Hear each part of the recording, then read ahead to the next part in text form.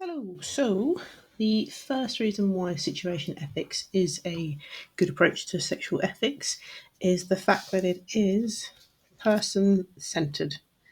So, when making decisions about sexual practices, so premarital sex, extramarital sex, homosexuality, etc., situation ethics focuses on the individual person involved rather than kind of coming at it from the approach of entirely a religious or a societal perspective.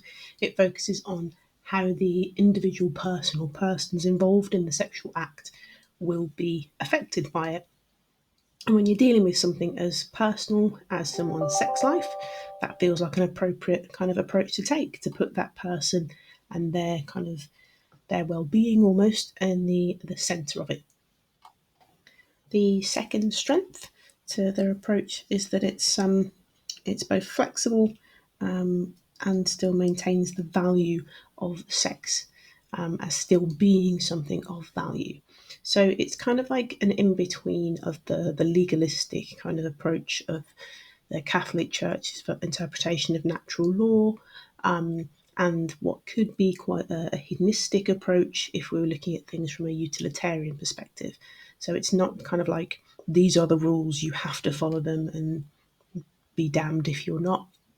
But it's also not kind of going, hey, there are no rules at all. Let's, approach things from an existential perspective of you are your own master, etc.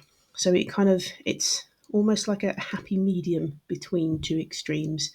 The extreme of overly kind of legalizing and kind of applying rules to something, and completely destroying rules and saying that there is no kind of right or wrong an approach in this. So it's a happy medium between two extremes. It allows for flexibility while still appreciating sex as something which is valuable, and does kind of unite people. It brings people together, particularly when it's in a loving relationship.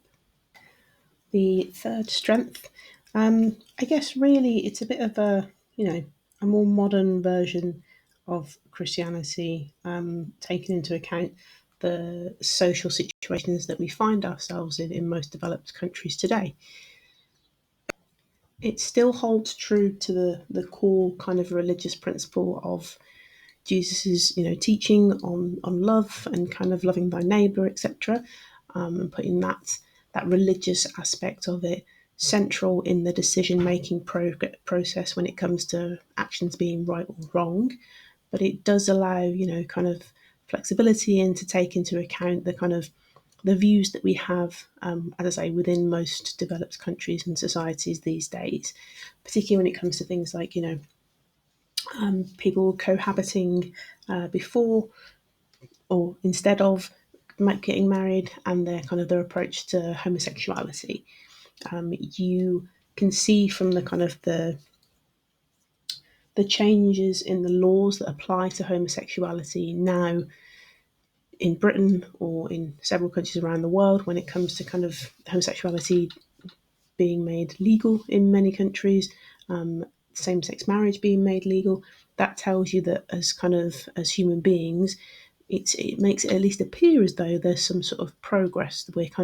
We're evolving, we're changing, we're getting better almost in our attitudes towards these particular aspects of sexual ethics. And so situation ethics allows us to do that still. It allows us to kind of say, hey, there's nothing wrong with being in a homosexual relationship or having homosexual feelings. It's still an expression of love between two people. It's still a way of uniting people, and following the, as I say, key Christian teachings of focusing on love, and agape love. The fourth strength in its approach is, I think, quite an important one, particularly given that it is still a religious approach to sexual ethics, and it's a religious approach to normative ethical theories.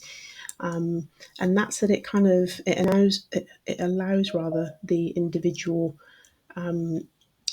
to be taking ownership of their decisions about what they should and shouldn't do, sexually speaking.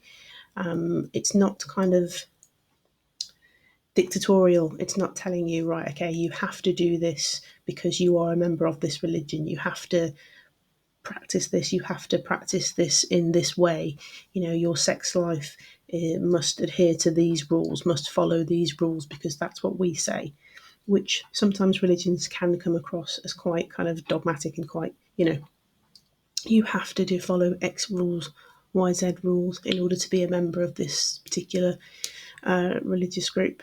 So it keeps in mind, as I said before, the key principles of Christianity, but it still gives individuals the decision making process over how kind of that principle of agape love best applies to them. So it's up to you as an individual to kind of decide in different circumstances how best to apply this principle, this teaching. Okay, you're given that autonomy back, that ability to self-govern and make decisions about how love can be expressed for you.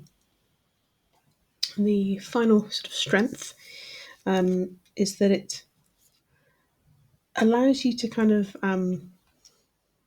put kind of the religious idea of love and mercy at the core of your approach to sexual ethics.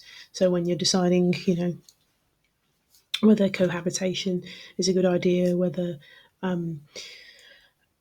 you should be accepting of your feelings of homosexual attraction, etc. If we're looking at it from the perspective of situation ethics, we're applying a non-judgmental lens to it, and we're saying, well, okay, well, Jesus wasn't judgmental. Jesus didn't kind of condemn people who had committed sins, including the woman who was caught committing adultery.